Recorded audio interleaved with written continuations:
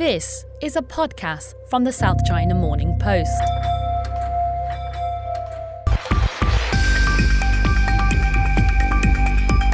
Hello and welcome to the US-China Trade War podcast with me, Finbarr Bermingham, on the political economy desk here at the South China Morning Post in Hong Kong. The date is May 15th. 4 months ago today, in the glitz and pomp of the White House, President Donald Trump and Vice Premier Liu He signed the US-China Phase 1 trade deal. But already, the honeymoon is over. The knives are sharpening on both sides, or should that be scissors? With President Trump threatening to cut up the deal and to cut ties with China altogether as the row over coronavirus rumbles on.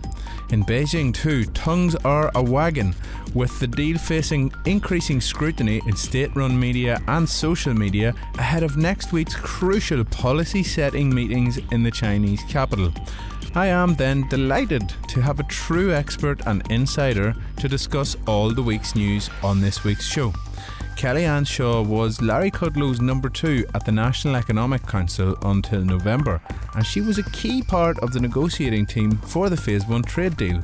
As well as that, she has a decade of prior experience negotiating trade deals at the USTR and has some really great insights which she's going to share with us on today's podcast. We'll also be, as usual, joined by John Carter and Zhou Xin, our political economy editors, to discuss the latest on China's economic recovery from the coronavirus lockdown and the uncommon sight of Chinese officials airing their dirty laundry in public this week with regard to the trade deal. All that and more on a bumper edition of the show. It's been a big week in the trade war. The US-China trade deal seems to be on the brink. We've had lots of different statements and threats from US President Donald Trump. But I'm joined first of all by John Carter and Zhou Xin to talk about the news out of the Chinese economy this morning, where we had the monthly data, and then we would get some analysis of the state of play with regard to the trade deal. John, give the listeners an idea what happened today. Okay, we had economic data for April today. This is the first month in the second quarter. In the first month when most of the Chinese economy has been out of lockdown. And what it showed is that industrial production, so Chinese factories, actually increased their production compared to a year ago. That's the first time since the beginning of the year. So China's industrial economy is recovering. However, retail sales remain negative, so they're lower than they were in the same month a year ago, as is investment. So these are negative factors. Although they improved from the figures in the previous month, in March, they are still negative, meaning the Chinese recovery remains very uneven. It's still struggling. It'll take a while. And there's a caveat about the good industrial production numbers, is that China faces a demand shock coming up because Europe and the United States are in lockdown, or were in lockdown in April, and that's going to affect production in May and coming months. So very mixed report. In addition, the surveyed unemployment rate went back up. It had fallen in March to 5.9 from the 6.2, the record 6.2 rate in February, but it ticked back up to 6%. And this is only urban workers, and it doesn't fully reflect the unemployment situation in the country, which is thought to be much worse because migrant workers, for the most part, are not counted. Absolutely. We're just going to skirt over those economic issues because we really want to delve into the US-China stuff. Zhou Xin, what a week it has been. For the first time now, we're really seeing absolutely concentrated attacks from the Chinese media on the Phase 1 trade deal, which of course had previously been savaged by members of the Trump administration and by the US parts of the US media, but we're now seeing the gloves off on the Chinese side as well. Well, thank you, Finbarr. That's very, very interesting because I have no inside information, but I think the best scenario is that China still wants it. China still wants a deal because it has taken so much time and so much pain for Beijing to get a deal from Washington. And the value of this deal for China is not about, the money is not about the dollars. It's basically about like everything is going wrong between the broader bilateral relationship between China and the United States, this trade deal offer a sense of stability and predictability for this bilateral relationship. That's the value for China. However, we should be taking serious note of that Global Times, and it is in English only. It said, quoting unnamed sources, saying China should rethink about it and China should, give it up. So this is basically almost a warning to the United States. I think Beijing is using the Phase 1 trade deal as a kind of bargaining chip. It's not settled. If you do all these things that really makes China angry, or if you really want to destroy the whole total relationship, or as Trump said, could cut all the relationship, China still can play the phase trade deal as a card. So it's very interesting.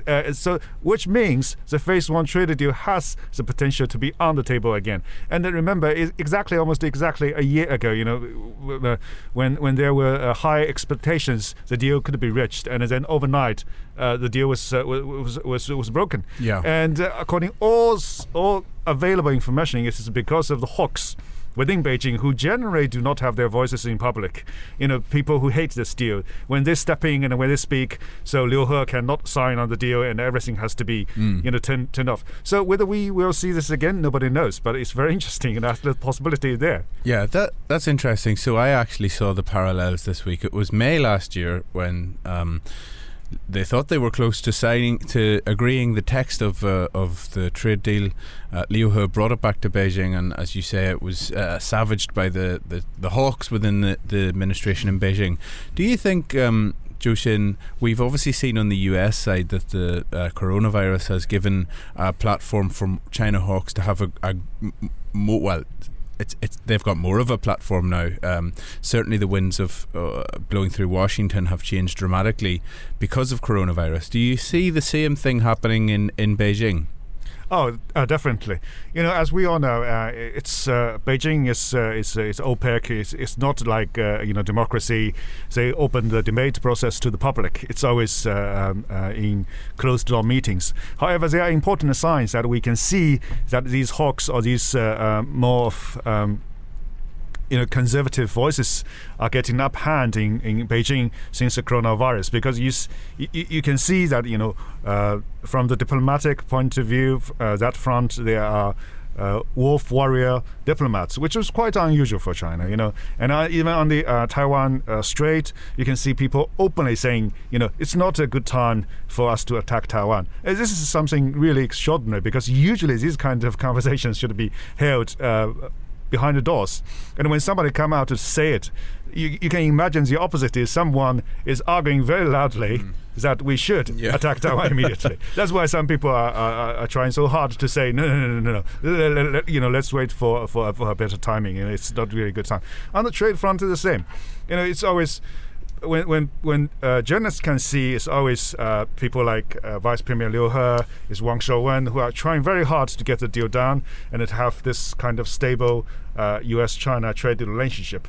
But we can kind of guess, different voices within it, forget about it. We can't deal with United States. Whether we have the deal or not, they are going to beat us. They are going to make trouble. So what's the point of holding this deal? And after all, this is for China. It's the whole trade deal is imposed by the US upon China. China never, for the first time, wants this kind of the deal. It's just to avoid a worse scenario. In other words, for China, the trade deal is the lesser of the two bad. And so now if it's going to be bad anyway, what's the point of having a bad deal? Yeah, it's interesting to hear as well that you can see now, as you've intimated, Zhou Xin, the factions in public. Xi Jinping this week coming out and encouraging the wolf warriors to stop their harsh rhetoric, and that's sort of the dirty laundry that isn't usually aired in public in Beijing.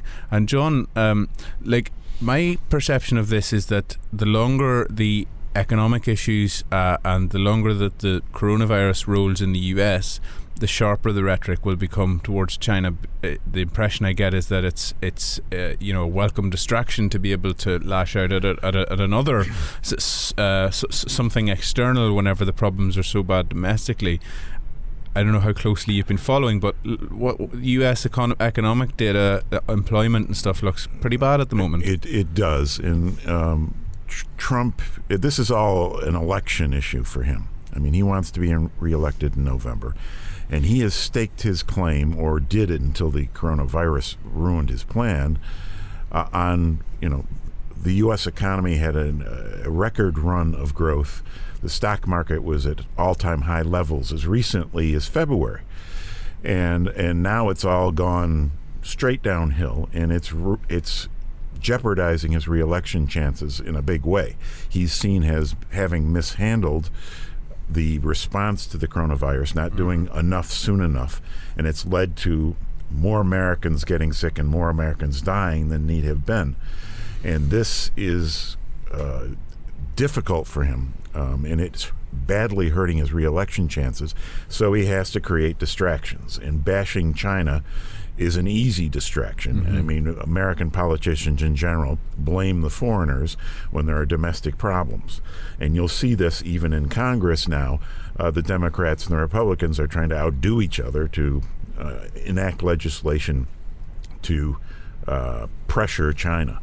And I think, as you say, the worse the U.S. economy gets and the longer it takes for it to recover, the more Trump will use over-the-top rhetoric to try to point people's attention in the other direction. Yeah, seems to be China and Obamagate the the targets of choice this week. We're going to hear very shortly from Kellyanne Shaw, former Trump administration senior official, about why she thinks that the trade deal is not in immediate danger. She's actually quite positive about the prospects, but we shall watch this space and continue to update on that as the weeks go on.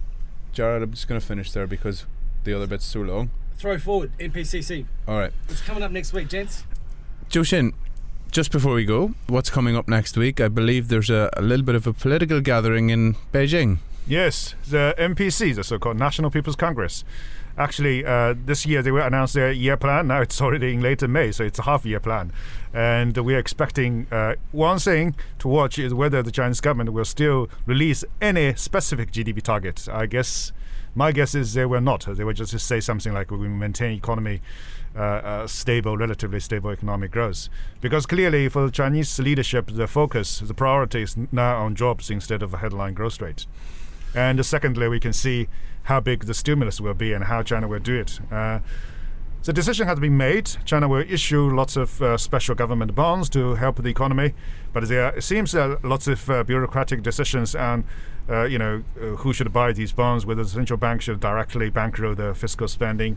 And we will see some also clearer guidelines from Beijing about how China is going to handle this decoupling risks. Yesterday Xi Jinping said, he wants to keep the completeness and the competitiveness of the value chain in China, and how actually China is going to do that. People can find more clues maybe next week from the NPC. We look forward to that. John Carter, Zhou Xin, thank you so much. Thank you. Thank you.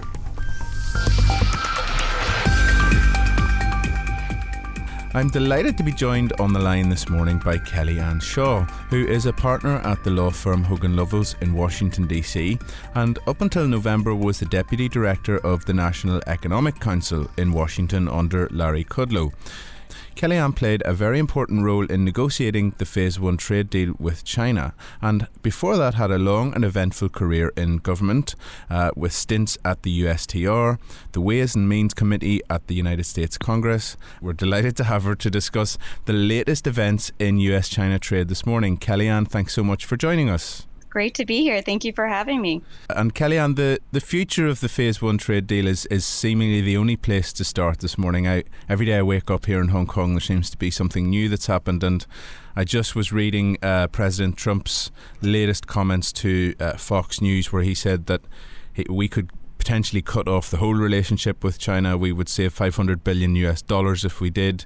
And when asked on his relationship with Xi Jinping, he said that right now I just don't want to speak with him. And that's a sort of marked difference from how he's referred to the presidential relationship in the past. But just everything that's gone on over the past weeks in terms of threats to can the deal, in terms of the Chinese hawks also coming out and being very vocally questioning the content and the reciprocity of the deal. As somebody who had negotiated and as somebody who I know is a strong supporter of it, has your view changed on the sort of prospects for phase one? Should we take Trump seriously when he talks about scrapping the phase one deal, or do you see that as a sort of very much a political game that he's playing? Yeah, I think that these are all very good questions. You know, from the Washington perspective, tensions between the United States and China are certainly higher than I have ever seen them. A lot of that has to do with COVID, the handling of information, a lack of transparency, and the total economic shutdown that's occurred as a result of that. But, you know, you quoted a few things that the president said in an interview today, but he also said, President Xi and I remain close, and, did describe potentially cutting them off, but stopped short of saying that he would. And so the types of comments that the president made today were very similar to a number of comments that he's made throughout the long history of this trade war. But I would describe a few things that are different now than the way the world looked when we signed the phase one deal a few months ago. Back then, which feels like a very long time ago at this point, there were two buckets of China issues. And the first was the bucket of economic issues, which we were talking about things like forced IP transfer or forced technology transfer, IP theft, state-directed economic activity, unfair subsidies. And the president was going hard after China to try to resolve those issues so that U.S. companies could continue to do business in China, but on a level playing field. Parallel to that, sometimes overlapping but often siloed, were the political issues, the broader issues having to do with national security and human rights. There we saw a number of actions being taken with respect to export controls, investment screening, sanctions. And these two policies and two tracks lived in parallel. And even when the broader political relationship was bad, we were still able to make progress on the economic issues. Mm-hmm. So now we still have those two buckets, but we also have this additional bucket of COVID issues and really needing a political response to what has happened and trying to figure out exactly what did happen. And then whether it is action by the administration, by Congress, or both, trying to figure out how best to respond. So that is the political overlay on top of this. But I still do think that those economic issues and that the agreement that was reached in phase one is possible to maintain even now. Right. So you've seen nothing that's changed your mind on that, and nothing too extreme to lead you to the belief that this deal is a dud, so to speak. Yeah, not yet. I certainly don't think the deal is bulletproof. There could be a tipping point at which, the broader tensions are just too high, and it may be victim to that. But I certainly don't think we've reached that point yet. And if you look at what's actually happening, China is continuing to make purchases. They have made some reforms pursuant to the agreement. And I understand at a working level, officials from the United States and China are in close touch and continuing to work through those issues. So while the rhetoric on both sides is tinder, nobody's lit a match yet. Yeah. So when you speak with your former colleagues, are they happy? I mean, it was interesting to see that there was a call between the very top level negotiators last Friday, Hong Kong time that was, and the statements that came out of it said that both sides seem to be happy with progress, but when you look at what's actually going on, China would have to effectively double its purchases of US goods to meet the import target. That doesn't look very likely. Everybody I speak to, economists, officials, lawyers, nobody really thinks that's possible. Certain parts of the Trump administration seem determined to hold China to these $200 billion in additional purchases over 2 years. Doesn't look like that's going to happen. sort of acceptance that it's not going to happen? Are they content in Washington with the progress that has been made? And do you feel like this force majeure clause, part of the agreement, which has been discussed a lot in recent weeks, is an option? What would that look like? Yeah, I mean, I certainly think that given everything happening in the economic situation in both countries now, those levels in terms of purchases will be a challenge. I mean, we're still early on in the agreement, and we have some time before those commitments need to be fulfilled. And there are steps being taken to fill them. You know, what happens at the end of the 2-year period, that's going to be up to China and the United States to discuss. I've been a trade negotiator for a decade, and in almost every instance I can think of, there is a level of practicality that is exercised. And the agreement itself has a force majeure clause. It just says the parties will consult if that's invoked, so it's not really clear what that exactly would mean. But I think ultimately, if both sides are making their best efforts to comply with the terms of agreement, that will go a long way. Mm-hmm. But it's going to be up to the president to make that decision on the U.S. side. Yeah, so it would go right up to President Trump. And is that the way it's always worked? I mean, in previous deals you worked on, would it have maybe fallen at the office of the USTR? Would maybe the Commerce Secretary? Is it unusual for a president to take so much interest in the nitty-gritty of a trade deal that Trump has done? I would say that it is unusual in the case of the China deal. And I've worked on a number of trade agreements, and the most political issues generally make their way to the top. And some of the other details are made at the working level. But even throughout the negotiations, I mean, you had Ambassador Lighthizer and Secretary Mnuchin personally negotiating text with their counterparts, which is also pretty rare when you think about it for a trade deal. But the president has been totally hands-on from the beginning in the details of this, and I think that he ultimately is going to make any of those political calls. Yeah. Just, nobody's talking about phase 2 anymore. I mean, from our perspective, everybody that I spoke to, even in January, wasn't very optimistic that phase 2 would be achievable, or that there was the political will to even start negotiating it.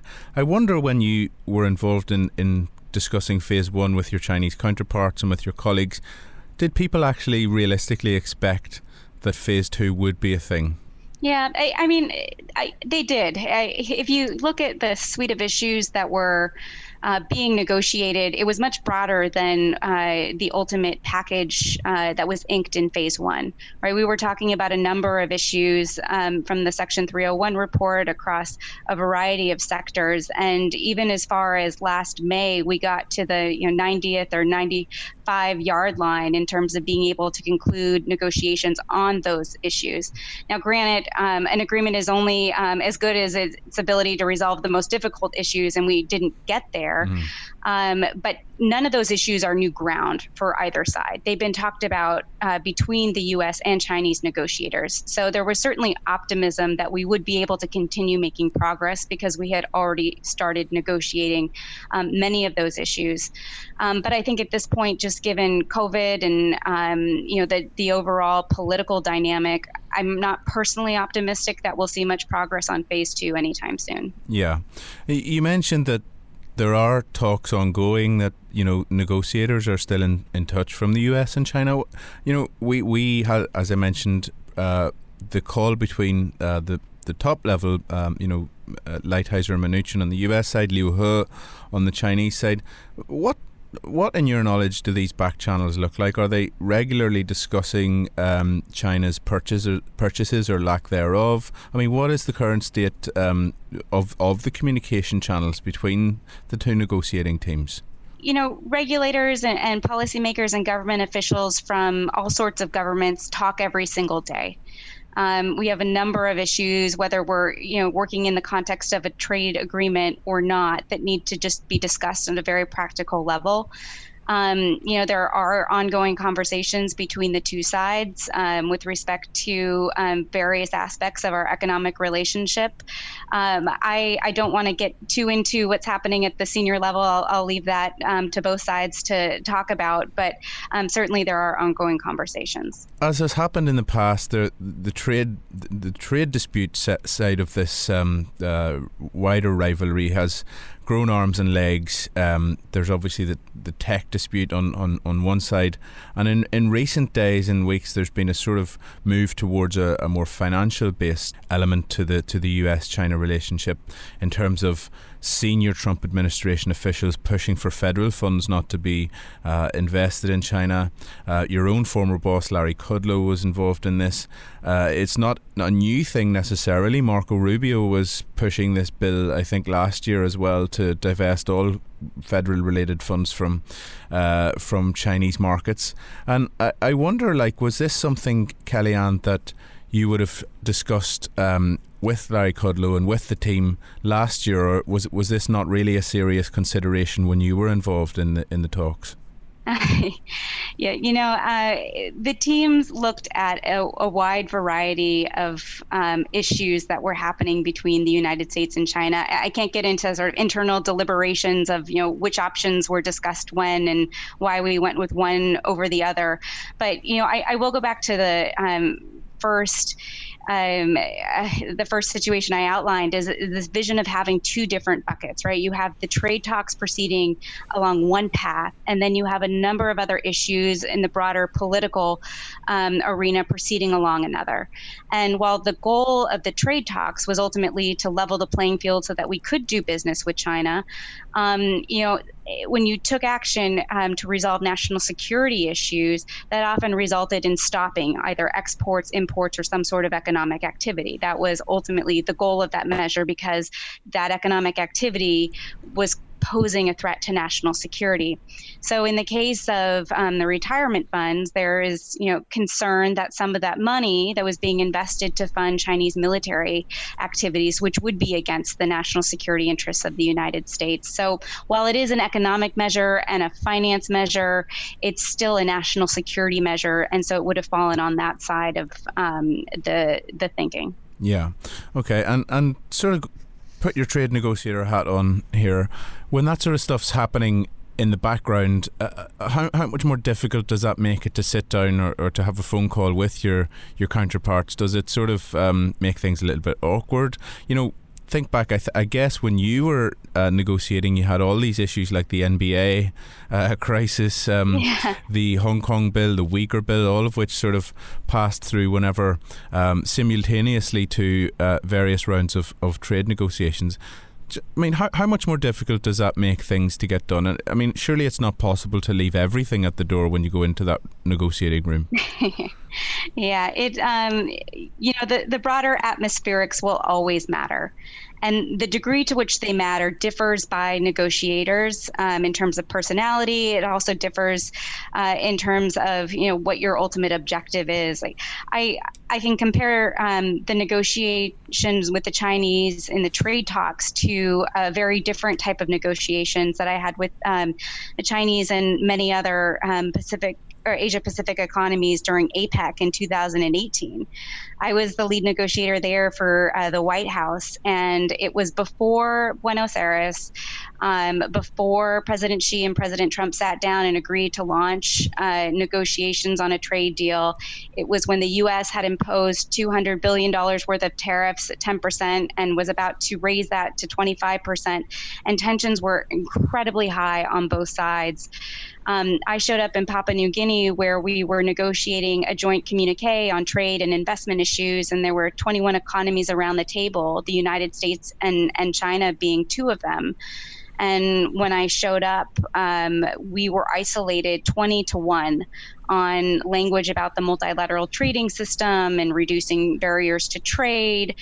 We and the team had some pretty tough conversations with our various counterparts from different countries and explained our position that, we may not be using the same words we used before, but we still believe in things like open markets, in addressing unfair barriers to trade, in, striving for pro-investment policies, and can we come up with some creative language to bridge those gaps? And by the end of the week, we had managed to get consensus from everyone except for China. And the reason why those negotiations did not go well was the broader politics of it. It was the fight for the heart of the Asia Pacific. It was right after the U.S. had withdrawn from TPP, and it was unclear what an Indo-Pacific strategy was, and was the U.S. Going to revert into itself or really have a strong role in the region. And on the Chinese side, the negotiators were, busting into negotiating rooms, yelling at American negotiators, calling us liars and accusing us of all sorts of things. And the night before the leaders showed up, they actually went to the Papua New Guinea foreign minister's office and threatened that if they didn't make changes to the communique, there would be consequences, to the point where the minister actually had to call the police to get the negotiator forcibly removed. Wow. So there were a number of broader political dynamics that really polluted that negotiation. And ultimately, the outcome was that we weren't able to reach consensus for the first time in 30 years of APEC history. But there were broader issues at play. It was very different in the China-U.S. Phase 1 trade negotiations, where even though there were broader issues, in the room, everyone knew they had a job to do. And they were focused on the task at hand. And of course, the atmospherics matter, but there was a really strong relationship and a really, I think, a desire on both parts to engage in good faith and get the result that we did. Yeah, I mean, that's a fascinating story about Papua New Guinea that I'd not heard before.